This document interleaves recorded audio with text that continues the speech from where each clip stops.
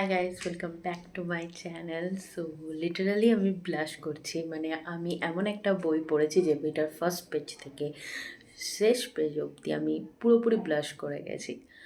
আর সবচেয়ে অবাক করা বিষয় হচ্ছে যে ওই বইটা কোনো ইংলিশ নভেলস নয়, এটা আমাদের একটা পুরো ইন্ডিয়ান অথারের লেখা বই, দেশি রোম্যান্স, যার মধ্যে পুরো ডার্ক রোম্যান্স ভাইবস ভর্তি। বাট এটা একটা historical fiction romance.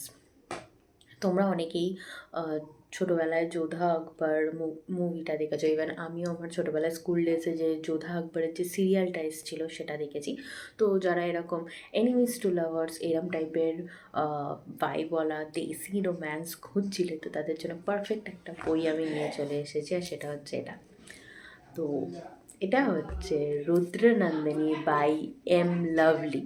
রুদ্রনন্দিনী M Lovely, আমি আবারও বলছি।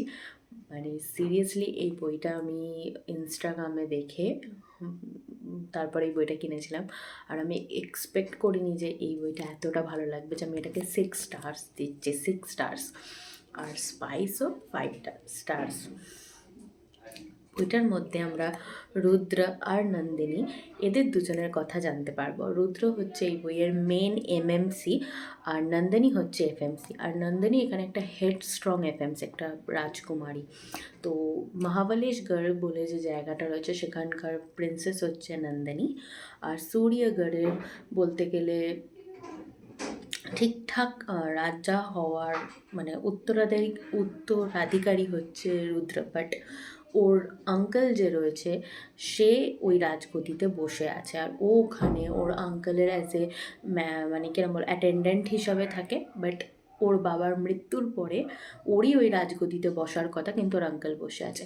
তো এখানে প্লট টুইস্ট হচ্ছে যে রুদ্রের যে বাবা, তাকে নন্দিনীর বাবা মা হত্যা করেছিল। তো সেই কারণে রুদ্র ওদের থেকে বদলা নিতে চায়, আর তার দরুন ও নন্দিনীর সাথে ভালোবাসার অভিনয় করে, বাট ও নন্দিনীকে ভালোবেসে ফেলে। এবং জিনিসটা একদম একটা অন্যরকম টার্ন নিয়ে নেয় যখন রুদ্র নন্দিনীকে ইউজ করে ওদের বংশের মধ্যে কালিমা লিপ্ত মানে কালিমা করতে চায়। তো সেই সময় নন্দিনী নিজে হতাশ না হয়ে ও পুরোপুরি ঘুরে দাঁড়ায়, এবং সে ঠিক করে যে রুদ্রের যে প্ল্যানটা রয়েছে সেটাকে সে ভেস্তে দেবে, রিভেঞ্জ নেবে। রুদ্রের যে আঙ্কেল রয়েছে, যে বয়স্ক রাজা রয়েছে, তাকে বিয়ে করবে। এবং এই বিয়েটাকে আটকানোর জন্য রুদ্র নিজের আঙ্কেলের রাজত্বটাকে আক্রমণ করে এবং সেই রাজ্যের রাজা হয়ে বসে থাকে। আর এই বইটা মানে ওই রাজ্যের রাজা হওয়ার পর ও নন্দিনীকে বিয়ে করে। এই বইটার ফার্স্ট থেকে শেষ অবধি মানে দুজনের ডুয়াল পিওভি দেওয়া রয়েছে, তোমাদের পড়তে অসাধারণ লাগবে। আর বইটার ছত্রে ছত্রে কিছু কিছু ইংলিশ বলছি, হিন্দি ডায়ালগ ডেলিভারিও রয়েছে, যেমন আমি তোমাদেরকে এখান দিয়ে পড়ে শোনাচ্ছি। মানে এটা সেই ইংলিশেই লেখা রয়েছে, বাট হিন্দি কথা আর কি। हम तो उपहास कर रहे हैं, हमें ज्ञात है कि आपकी यहाँ अधिक आवश्यकता है। তো এইরকম টাইপের হিন্দি ডায়ালগ বইটাতে ভরপুর রয়েছে, এবং শেষে এই বইটাতে যে ধরনের হিন্দি ওয়ার্ড ইউজ করা হয়েছে সেগুলোর মানেও এখানে দেওয়া রয়েছে। তো ওভারঅল আমার সিরিয়াসলি বইটা মারাত্মক ভালো লেগেছে।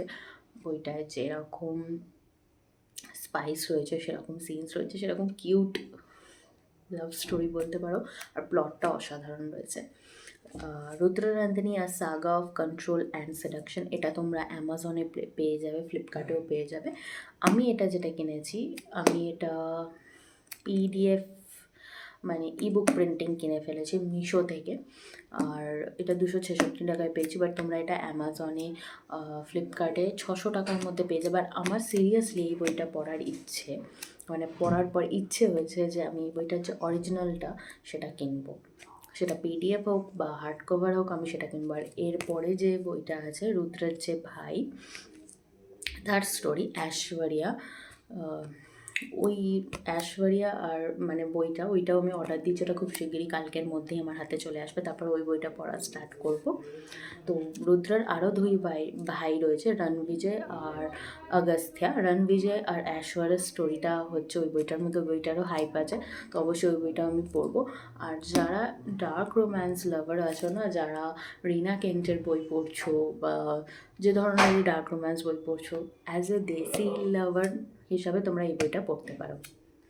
ভিডিওটা ভালো লাগলে অবশ্যই like, share, subscribe and comment করো। এরকম বইয়ের আরও রেকমেন্ড পেতে আমার চ্যানেলটাকে ফলো করো।